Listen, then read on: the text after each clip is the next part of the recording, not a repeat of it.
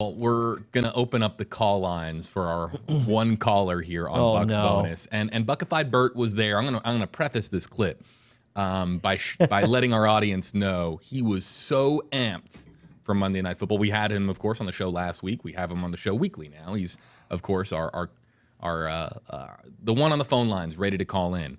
And he was so excited to debut the new ship, apparently, that was on the Jumbotron at Raymond James Stadium. Really? You'll see it here in this clip. He was extremely excited, but the ship is going on the shelf, at least for a little while, at least as far as game appearances at Raymond James Stadium. Here's Bucified Bert calling in.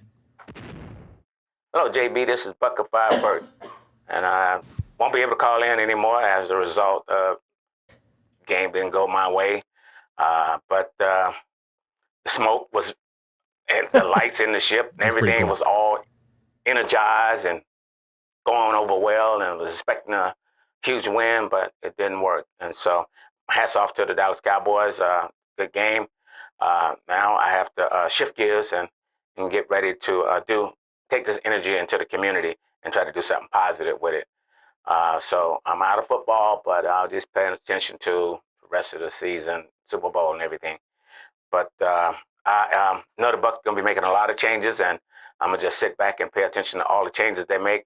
And to my friends in Canton, I'll see y'all in Canton, Ohio, at the induction into the Hall of Fame. And hopefully we'll have a good time when we get there. Thank you, JB, for having an opportunity. I'm signing off. Man, Bucified Bert. My goodness. I feel more sad listening to that. First of all, I want to give an observation first. Tremendous pirate ship hat. Unbelievable. And I'm thinking to myself, if that has some type of mosquito repellent in it, you could hang out in this guy at all picnics in that. You're in the clear.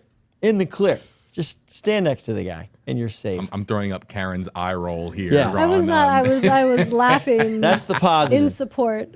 He's referring to the Hall of Fame. Two things. One, they do there's a fan induction each year.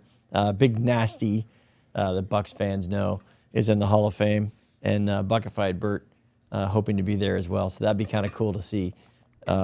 Remembered forever in Canton, and he's also hoping that when he's there getting inducted, that is the same weekend that Rondé Barber finally gets into the Hall of Fame. So he wants it to be a big old party. And I remember, Warren Sapp and Derek Brooks going in. What a great weekend it was. All the Bucs fans that were there. It was really neat. And that would be cool to see Bucified. We would never hear. This guy would call in daily. Oh, my gosh. By the way, when they announce the schedule, when it comes in April, I want him on this show. And I want you to hear his prediction for each game. Win. He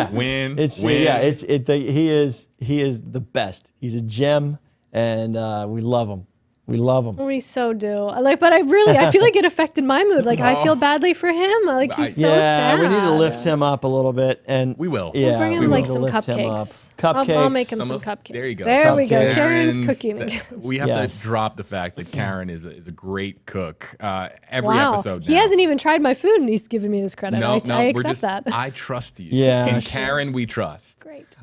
So a couple things. I want to note that Bucified, he is very involved in the community. Big shout out to him. He is going to be, of course, making various appearances over the course of the offseason. It's just what he does. I mean, kind of like Superman transforms into Clark Kent, and he's more Superman than Clark Kent. Bucified transforms into Albert. Rather, he's Bucified. That's just who he is. His biggest accomplishment, and I remember the early days of him thinking about it, was to figure out how to raise money for scholarships. Yeah, that's right. For students.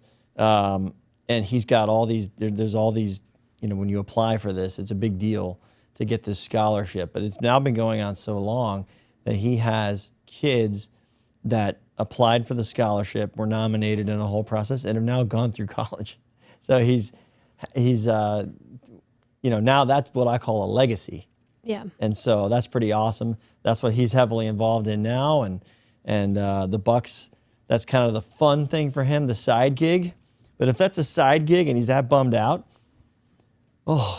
Get some cupcakes in here or something. I just got a message from Casey Sloan, our sports digital content producer, who got a message from Bucified saying, add a goodbye to Big Nasty. He picked me for the Fan Hall of Fame. He retired after the playoff game as super fan, told me to carry on. So talking about some respect, some real mutual respect between two of the most recognizable super fans. In the terraces, as they say. Raymond James Stadium.